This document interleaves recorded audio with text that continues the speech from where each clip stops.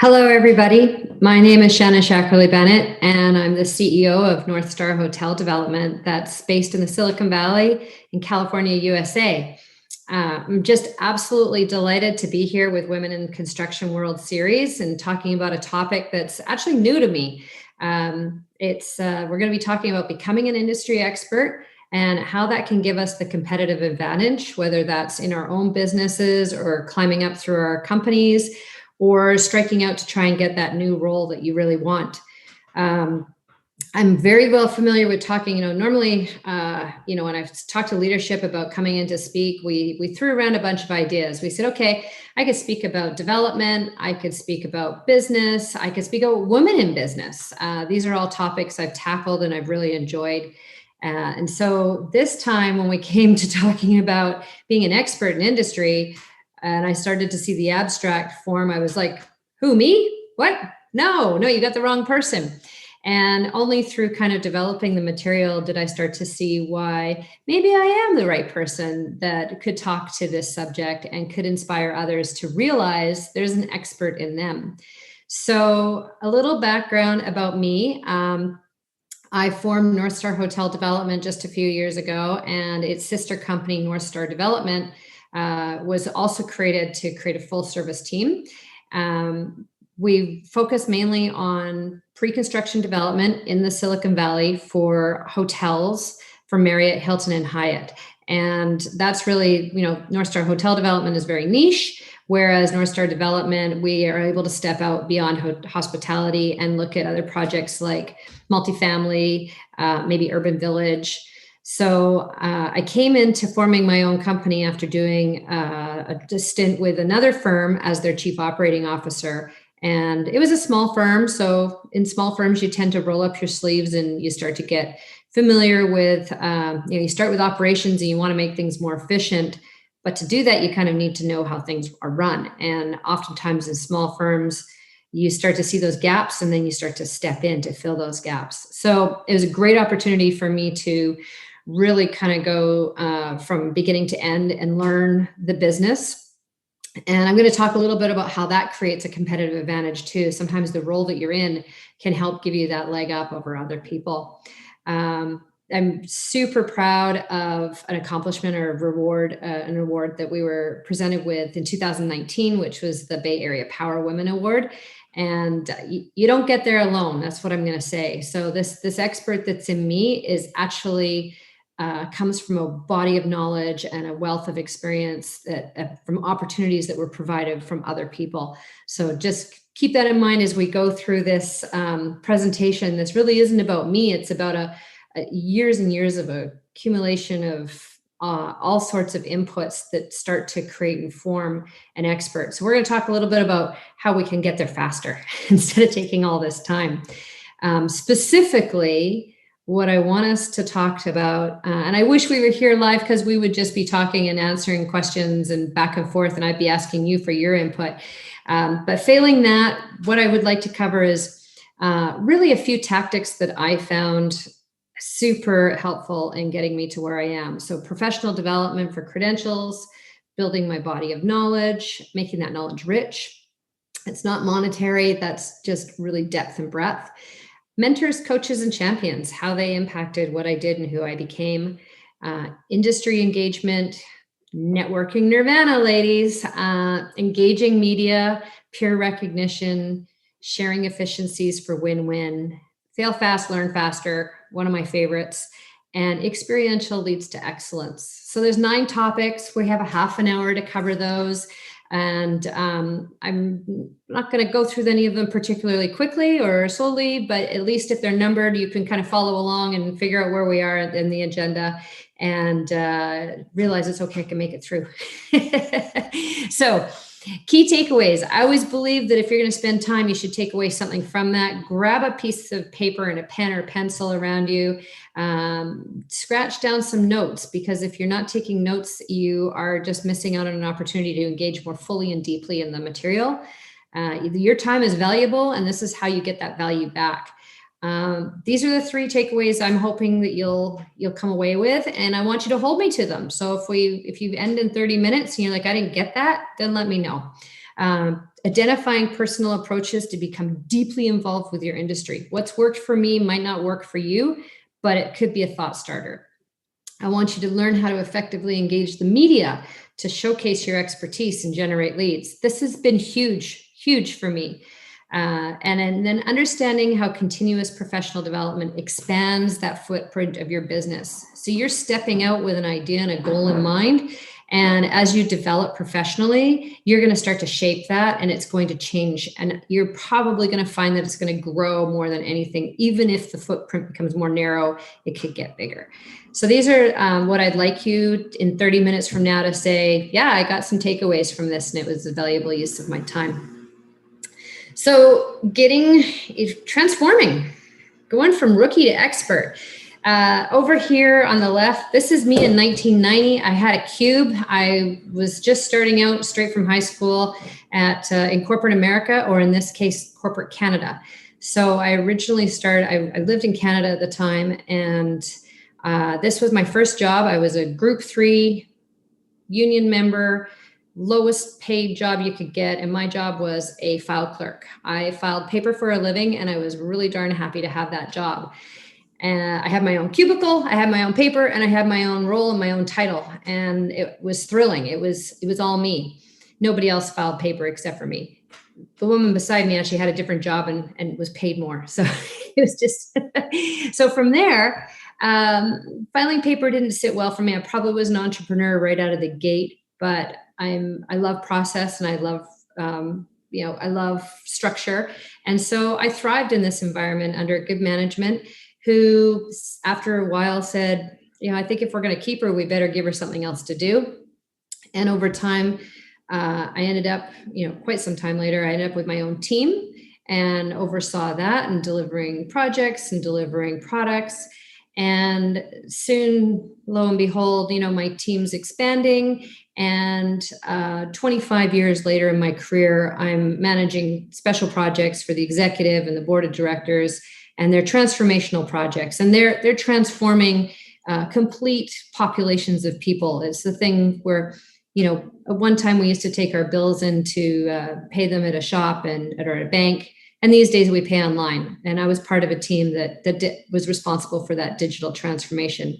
So this career I had, I'd spent 25 years. It was with one of the largest electrical utilities in Western Canada, had good population growth and good opportunities for me to grow with that company as it grew in an area of Canada that was also growing. So when I was looking at retiring close to 2014, I was invited to stand on a stage and talk about my career and what had shaped it and what successes I had had. And I stood there in awe, looking out at a crowd of about 250 people, thinking back to 1990 when I sat in a cube by myself. And really, I'd been known in the industry or in that corporate environment as the pup, as the rookie, as the probationary employee, as the temporary employee. And in 2014, here's our director introducing me as one of the experts in the company. And so I sat there that day thinking, did this just happen? Did I just become the expert? When did I start becoming the person that people saw as wise and coming to because of wisdom and expertise? And why did it take me 25 years to get here? So with that, I retired and I immigrated to the US, and I came to the Silicon Valley. And around about 2015, I took a first visit to a construction site. I had started an executive and business consulting firm. I had a client who was in construction management, specifically for luxury hotels. Hence, you can start to see my entry into the industry. And this was my first dabble in construction, and it was exciting. I really thrived in the environment of being on the job site and seeing something develop in front of me. So I started to think, well, maybe this is a career that I could tackle next. I probably wasn't going to go work for PG&E locally in San Francisco. It was quite the commute. I felt like I had really mastered everything in the utility space as it was. Which sounds a bit bold now, but at the time I felt very proficient in everything that I did. And our director didn't call me an expert just because he was being kind, but it was the same thing. He was asking me to come and speak at conferences and to act on his behalf. And that comes from a lot of experience. So I was ready for my next career. I'm setting out onto this construction site. I'm thinking maybe it could do with something in this vein. And I did what I did before, which was I created a team. I knew from experience I was going to need a team.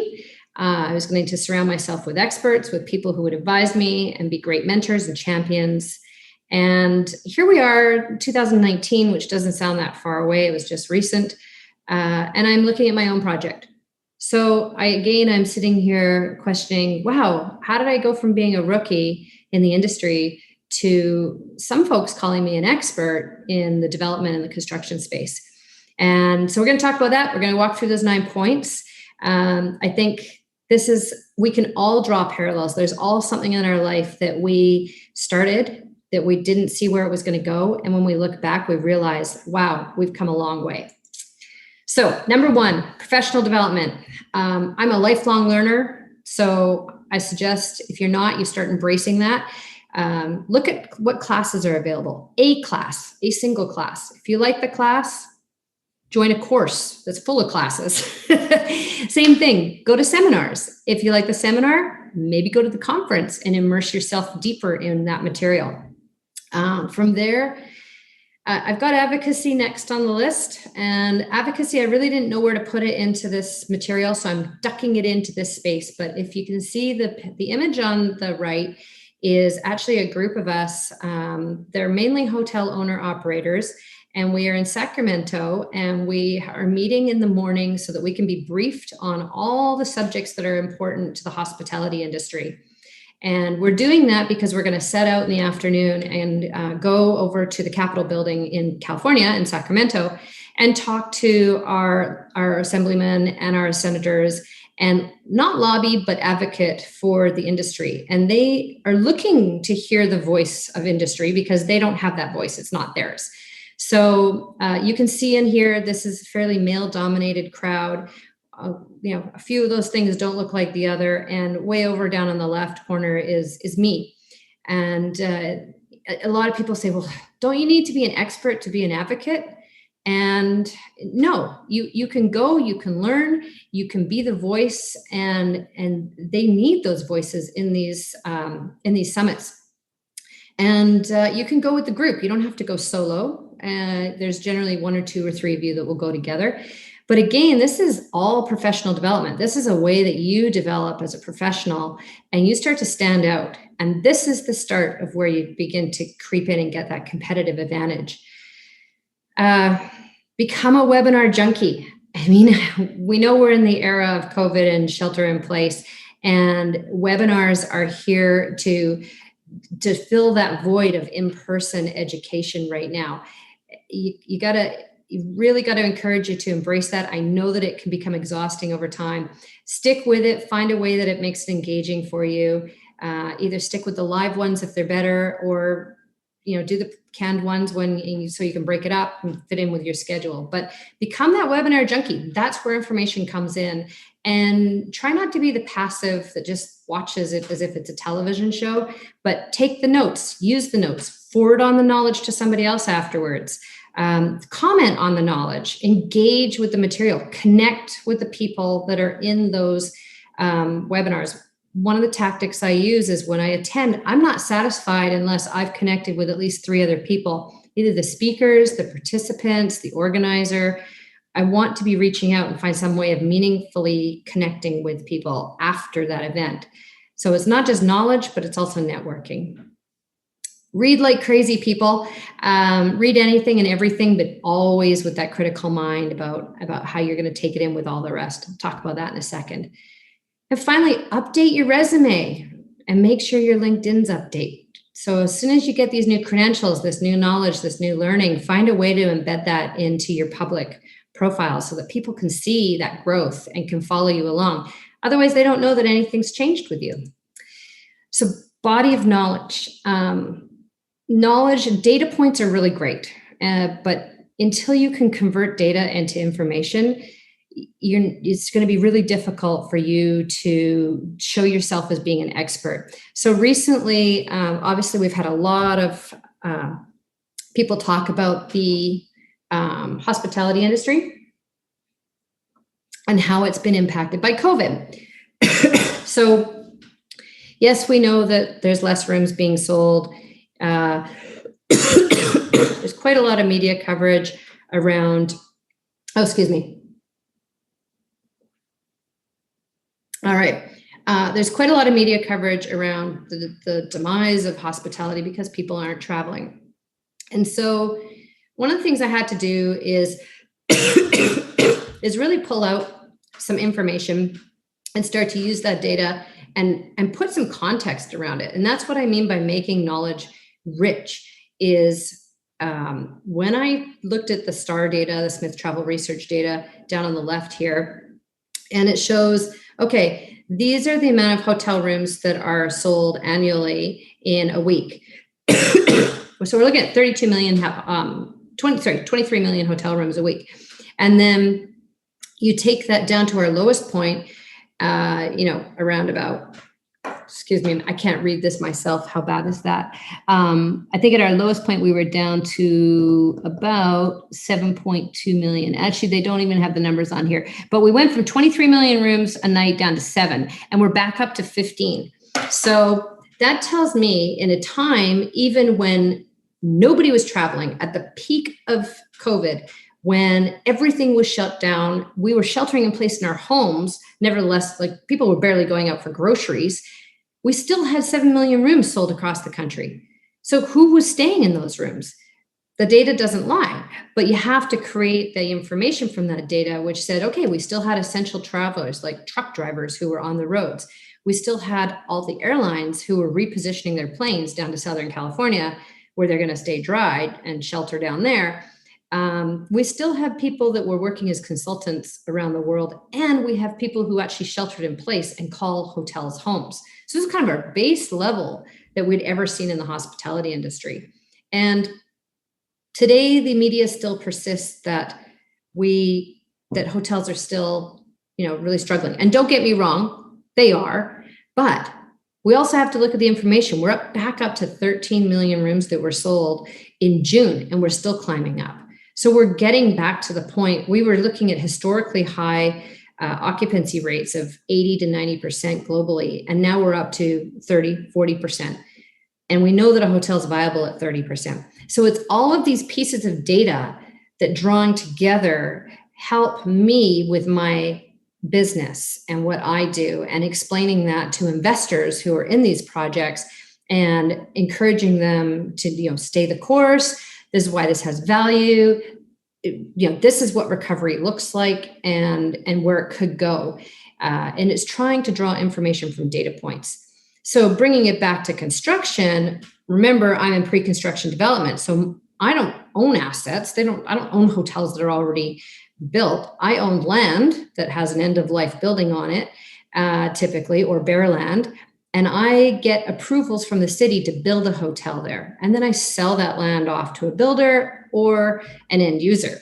Well, for me and my investors, what we want to know is, well, number one, how long till recovery? Am I building something that nobody's going to stay in? Which, if we're looking at the stats on the left and that upward trend, looks like somebody could be staying in that with any luck. Now, if I'm looking at the U.S. construction pipeline and the product that I'm going to be bringing online, how many of these are dropping off? Is my competition still there, or did I just get a competitive advantage because I'm going to be building stock when others pulled out? And actually, what I found was, up here on the left, the top left, was that the number of projects that have been withdrawn or deferred are negligible. They're in the single digits for the nation. So these aren't huge. Are they in my neck of the woods? That's what I really want to know. So these are some pieces. This is, at times like this where there's uncertainty, you are going to stand out as an expert if you start to be able to pick up pieces of information that are relative to your business, and you can draw those threads together and provide some context and make some sense out of what's being presented. So that's having a body of knowledge is really critical. Making sure you have good sources for that knowledge, reputable. I mentioned Smith Travel Research is one of them. Alice, the America's Lodging Investment Summit, is another. These are, very well-known, reputable companies that are not going to put out false figures or lead us down the wrong path. But they give us data. They don't give us information, and we need to convert that so that we have knowledge. Number 3, mentors, coaches, and champions. So I get loads of people that say, I want you to be my mentor. And wow, I'm privileged. I think, wow, okay, great. So how can I help? And I think sometimes you have to step back when you're asking a mentor to be a mentor. You have to remember this is somebody you're going to get into a long-term relationship with. You're likely it needs to be somebody that you're very comfortable with, that you trust, and that you're going to be able to have a very open relationship and and it's back and forth, because a mentee and a mentor both learn from each other. So once you've identified somebody, they need to also feel that identity back with you. It simply can't be an advisor, because otherwise you might as well hire a business advisor. So first you have to find somebody that you feel that you're going to be able to have a really strong relationship, that you trust their advice and their wisdom and what they bring, and that you also feel you can bring something to them. And then you need to ask them, which people do all the time. And then you both have to agree. And I would suggest that you formally agree. It's one thing to say you have a mentor, but it's another if you can say I have a mentorship agreement. And a mentorship agreement kind of tells you, how long are we going to start this relationship for? What are we going to generally cover? How are we going to know that we covered the material? And when you have an agreement in place like that, even if it's really loose, my mentorship agreements are 1 page long, and it generally has a list of objectives and what we're going to try and get through over a year. I would say after that is don't exhaust your mentor. So it's not somebody that you get to phone for a free phone call every other day or every time that something goes wrong, or, it really does need to be structured. And it's somebody who will become your friend, and they'll become a support for you. But it cannot be only a one-way relationship. It's got to evolve into both ways. So it has to be give on both sides. Now, a coach, this is somebody who takes you from where you are today and takes you into a future place. You hire a coach. This is not somebody that you just ask to do this for you. They're going to be, your best bet is to find somebody who's professional, who understands how to identify your vision, mission, goals, and objectives, create your work plan, and hold you accountable to that work plan. So this is no different than my son's little league coach, who's going to take that team, give them a vision and tell them what the task is, and then set them out to achieve some goals. And by doing that, he absolutely is going to hold them to the objectives of every practice and every game. And in effect, we kind of hire them, right? I pay my dues for putting my kids into athletics, and a coach comes with that. So they get hired. This is not somebody that is going to become my child's really closest friend that they're going to open up to and have a two-way relationship over a long period of time. This is definitely time specific and time bound. And champions are really special. In my world, I think that champions, if you ever have one, they're so precious. They believe in you in a way that they're willing to put their own reputation on the line to promote you. And you don't ever ask somebody to be a champion for you. You just simply identify what they're doing and recognize them for who they are. And your job is to really continue to keep doing what you do and do it well and make them proud, and to maintain your relationship with them. So, when somebody champions you and they've given you a hand up as opposed to a hand out, is you want to recognize them and show gratitude. And sometimes that's just keeping them updated with where you're at and what you're doing. And it's a great feeling. It's like having a parent that's absolutely proud of you. And for me, those are the definitions of the 3, and they each have their own role in your career. If you're lucky to have a champion, that's fantastic. Failing that, go hire a coach, and or consider hiring a coach, I should say, and seek out mentorship. So industry engagement, Oh, I love industry engagement. Some people call it business development. Others call it, time to, do their marketing and their sales. For me, it is just purely networking nirvana. And I believe that our network is really the strength of how we do business. And I believe that your network really helps you to become an expert because you can learn so much from them. For me, I'm a proud sponsor of the Silicon Valley Concierge Association, which is really focuses on all aspects of the hospitality industry. So everybody from the end user to owner operators to all the vendors that they would hire, people who provide the floral in hotels. So these are people I can talk to and have firsthand experience and can tell me what the pitfalls are and steer me in the right direction, keep me in tune with what the trends are. The Peninsula Gujarati Association, I shall be forever grateful to for bringing me into their community. I sponsor their activities and things that they do to champion the community around us. These are mainly owner operators of hotels already. Some of them invest in my projects, and others are advisors who will give me insight in the same way where I don't know what it's like to run a hotel, but they do. And so when we're looking at design drawings, they'll be able to guide me better than anybody. Multifamily Investor Nation, as I said, I've got two firms, and one's really niche on hospitality. The other one is multifamily. And so we get involved in all organizations in those two areas. I'm an active member of the Asian Real Estate Association of America, the California Hotel and Lodging Association. You can see the list, right? These are people who are really critical that can help. When I have a product and I've finished getting approvals for a hotel, I've got to sell it. And it's typically realtors who will bring that buyer. So I need good relationships. And if it's not realtors, it's going to be the brand. So, I have great relationships with their brands. And they'll introduce me to the capital partners that fund those build outs. Those things are really expensive. So being an active member of these associations is critical. It's not just about paying my money and throwing a logo on my website. This is about going to the summits. This is about going to the conferences. This is about speaking at their conferences and just really participating. It takes a lot of time, but I do think if you're going to become an expert in your industry, you got to find where your membership is and where you belong.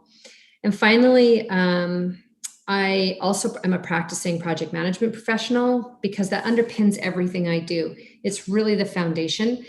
And again, kind of taking myself out of hospitality, taking myself out of construction, taking myself out of real estate.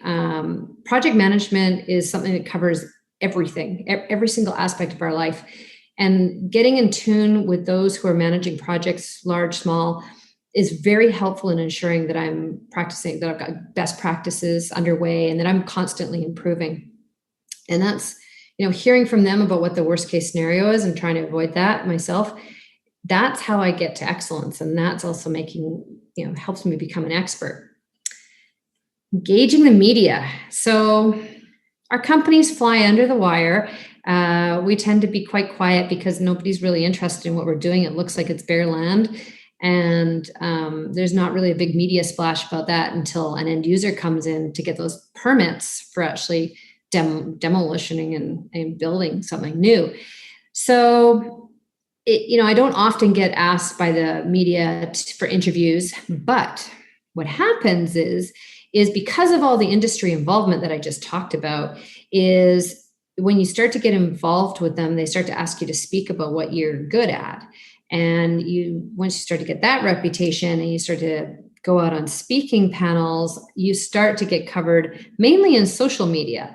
And that was, and you can see here, I've highlighted this one article that's online and they actually call it out and they're like, hey, experts also discuss this and that. And I remember looking at that thinking, oh, I was on that panel. Yeah, those guys were experts. And I realized, oh, I think they might be talking like I might be included in that group.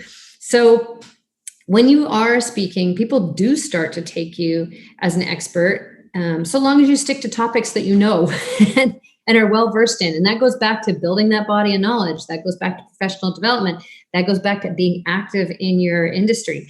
These are all ways that you start to build that foundation and really, create a reputation for being an expert. And, then you can start to be selective about where you actually, which speaking engagements am I willing to accept and which might not be appropriate or might not fit my business and my objectives. So you can see here, I've got a selection, everything from women's wealth to, the one on the right is at the California Hotel and Lodging Association. And then just a couple weeks back, I was asked to go and speak on a panel. I was graciously invited to be on the National Association of Black Hotel Owner Operators and Developers, sharing my experiences. There's a large group in there, that association, that would very much like to be first-time hotel owner operators. And it was such a joy for me to be there and say, I'm a developer and I have sites ready for you to buy. So let's partner and let's make that vision a reality. And that's one thing I absolutely love to do is to enable others. And by stepping into speaking platforms and enabling others and sharing that expertise, it's a wonderful, wonderful feeling. And find that in you. You've got it there. And, be that inspiration to somebody else through the work that you do and are capable of doing. And as I said, so here, kind of going back to where I started, which was, this was me on a stage, 29 other women being recognized for the Bay Area's Power Women. And it was such a privilege because there I am standing beside the mayor of Oakland, which is a really large city here locally. Right down kind of in the middle is the director of development for Google. We have Sandhill Property, which is developing one of the biggest properties that we've got coming, the biggest projects that we have coming to the Bay Area. And Sarah Regis Group, which is just renowned in what they do. So there I am sitting on a stage again, rather surreal, going, what's little North Star Hotel Development doing up here? This is such a joy. And spending that day with these women, learning from them and sharing, what they've learned and how I can emulate some of that or avoid some of the pitfalls, and just celebrating together. And as I said, I didn't get on that stage by myself. It came as a team effort, and it came with a lot of years of work. So I was really proud of our team on that one. So, as I said, lots of years of work. This is a kind of a tactic, which is share efficiencies for win-win. Really what I started this out as, to become an expert, you need to gain efficiencies. So in business, I like to create systems that make sense to my operations. And then I use those systems and connect them to the business.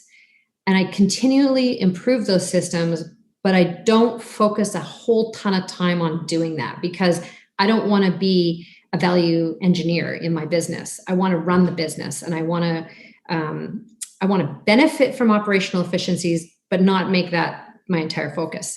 So, and through that, generally how I find the operational efficiencies, and I kind of refine it, is by sharing what I'm doing with others. So, and I do that really selectively, but I do it very willingly as well. And that's an interesting combination, but be aware that you don't want to share something that nobody else is going to value. So by the selectively sharing is what I mean is somebody else needs to want what we have. So for example, pretty much weekly, we host a discovery session for investors, and it tells them who we are, what we do, how we do it, explains some nuts and bolts. No sales, no pressure, just here's some projects we're working on. Here's an example. And that is, a lot of people would say, oh my gosh, you're giving away your secret sauce. You're telling them everything you're doing. But the more that people can understand what I'm doing, the more they can ask questions. And the more they ask questions, the more comfortable they'll feel about coming in and supporting my business. And that's really important. That gives me a competitive advantage that others don't have. I will deliberately embed in those presentations, here's the questions I think you need to ask others before you invest with them. Compare me and tell me how I stack up. I've got a mentorship program agreement. As I said, in our company, we do mentor, we do bring in mentees, and we do that in a structured way. We're happy to share the knowledge, but going back to that is we want to ensure there's a win-win, and we'll often bring mentees in that will actually be doing a lot of the work because I believe that you learn best when you're doing. And so we will hone that mentorship agreement based on what we learn from every mentor. We learn a little bit more. We learn what they need, what they don't need, how we work it out better. And really by having them do the do, we gain efficiencies. Again, there's another win-win. And then we also do consultancy. And so by doing consultancy, we expand our knowledge base again. And through that, we just become more and more efficient at what we do by replicating it and making sure that we bring that information back to refine our documents, our templates, work plans, correspondence, anything that we do, we basically have a content library and continue to update that and make sure it's fresh, because time is money and we don't have a lot of that time. And we always need the funds to be able to operate the business so that we can meet our objectives, which in business is to be as profitable as you can for your shareholder. So I want to get to a place where I gain efficiencies quickly. And if I can bring others along in that, then I think that's a really great win. And they bring all these perspectives that I can't possibly bring to myself. So it really is, I encourage people to share their knowledge. I had a manager once, and I remember I was asking for some dollars to go for training because I told you I'm a lifelong trainer or learner. And one of the other managers said, well, what if she leaves? She could be a flight risk. We'll train her and then she's going to leave. Not recognizing I'd already put in like 22 years with the company at this point. And my manager at the time said, better to train her and have her leave than never train her. And so I took that philosophy forward with me in everything I've done since, and really strongly believe that we are better to educate and put people into the workforce and into society that have education and knowledge and can be helpful than to not ever empower them. Yeah. Oh, yes. Fail fast, learn faster. And I also like to say, fail fast, fail often.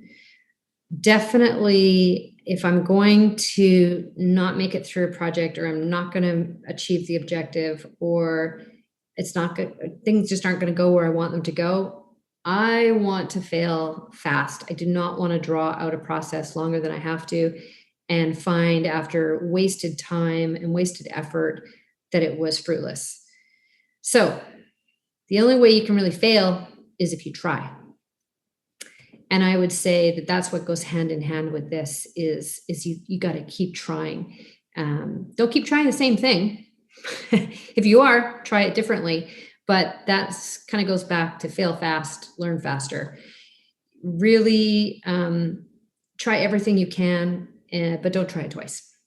That's all I'm going to say on this one. But this absolutely helps to make you an expert. And that's because in the trying is really the experiential. And experiential in my books leads to excellence. How did I shorten that first 25-year stint in a corporate and kind of replicate it by becoming recognized as an expert in my new industry over 5 years? How did that happen? So I learned in that first 25 years to shadow others, to pair up, to joint venture. Somebody else needed a helping hand. Let me jump in, right? I told you I rolled up those sleeves. I didn't know how to do it. I just reached out to other people and asked them for help. And finally, I stepped out, right? I stopped working for another firm. I started my own company. I just tried it myself. And I was either going to fail fast, which would be the goal, or I was going to succeed. And so I made it in my mind that I was going to put myself in the right position, knowing how valuable a team is, that I would quickly establish that. And I would quickly move towards my goal, which was to have my own projects. So Zig Ziglar, you got 3 choices in life. You give up, you give in, or you give it all you got. And really for me, it is about that giving it all you've got. What firepower can I throw at business that's going to give it the best chance of success? And reputationally, what's going to stand out as excellence? Because that's what I'm striving for. So I want you to compete with the advantage. Be the expert.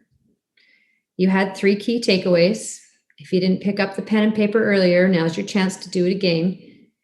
I'm really hopeful that you started to hear some things, that are some personal approaches, some things that I've done that A corporation wouldn't, but a small business owner would. And the small things that I've done that help you, that you can get deeply involved with your industry. I'm hoping that you learned how to engage media, whether that's social media, press, paid, unpaid. Find ways to be able to showcase your expertise, and that will generate leads. And then finally, how does that professional development, as we've defined it here, expand that footprint of your business? How does it take it from where it is today to a place of growth, which will drive profits? So I'm really hoping, like I started out by saying, that rookie in you somewhere deep down is, if it's not already becoming the expert, it gets inspired to be that expert and to bring that excellence and to share that with others.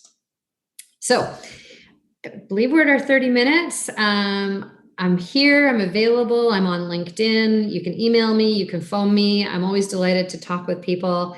And